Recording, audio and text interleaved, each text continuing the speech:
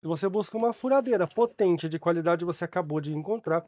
Eu costumo chamar essa furadeira de mini chave de impacto. Eu vou te mostrar por quê, tá?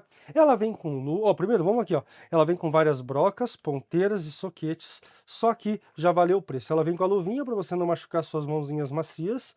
Ela vem com o manual, vem com 1, 2, 3, 4 pacotinhos de bucho de parafuso, várias ponteiras que estão perdidas aqui, 2 baterias, só que o principal tá aqui. Pensa numa furadeira potente de verdade, gente. Ela vem com mandril de ferro, tá? Vem com 2 baterias e a motor brushless, motor sem escova. É a mais barata do Brasil, clica no link e garante a sua. E aproveita, me segue, curte, comenta e compartilha.